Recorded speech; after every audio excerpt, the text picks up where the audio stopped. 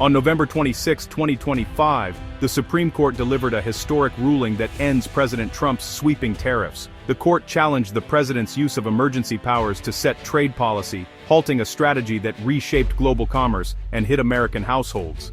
At the heart of the case, who has the authority to tax imports, Congress or the president? The Trump administration claimed emergency powers justified the tariffs, but business groups argued this was an unconstitutional overreach. The court sided with Congress, reaffirming that only the legislative branch can levy taxes and duties. Even Trump-appointed justices expressed skepticism, questioning whether these tariffs were simply taxes on Americans.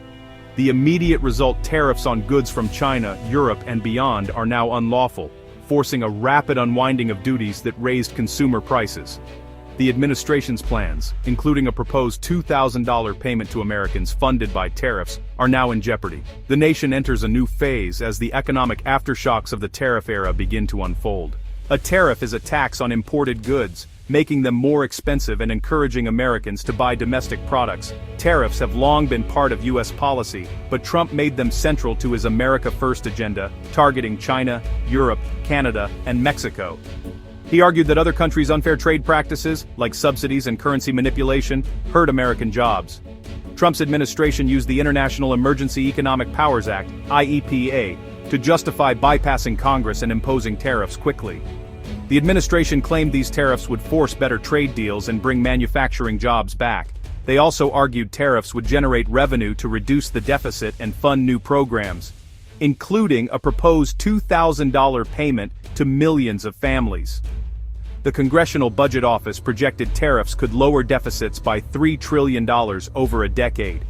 In Trump's view, tariffs protected industry, punished unfair traders, and paid for domestic priorities.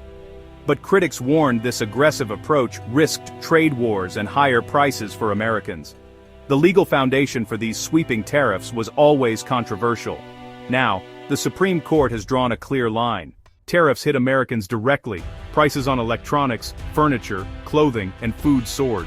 Grocery bills were especially hard hit, with food prices up 40% in September 2025, partly due to tariffs on Brazilian agricultural imports. The global trading system, built on low tariffs and predictability, was upended. Allies like Canada and the EU retaliated, sparking trade disputes and straining diplomatic ties. Some U.S. industries like steel benefited, but many others suffered as costs for imported parts skyrocketed. American farmers faced retaliatory tariffs, especially from China, hurting exports and rural economies. The backlash from consumers over rising prices forced the administration to roll back some agricultural tariffs. Trump admitted Americans were paying the price, a reversal from earlier claims. The tariff era became a balancing act, protect some industries, but at a real cost to households and other businesses. The Supreme Court's decision now forces a reset.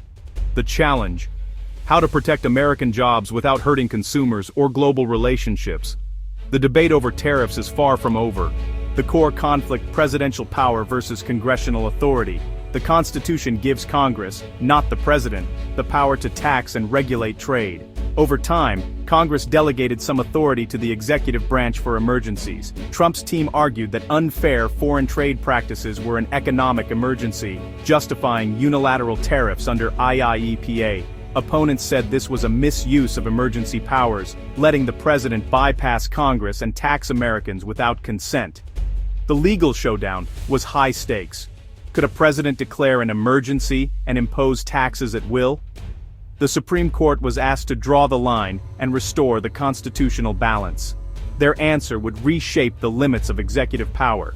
The Supreme Court sided with the challengers, placing clear limits on presidential power to impose tariffs. The majority opinion stated, the president cannot use emergency powers to create taxes on Americans. The court distinguished between targeted sanctions and true emergencies, and broad, long-term tariffs.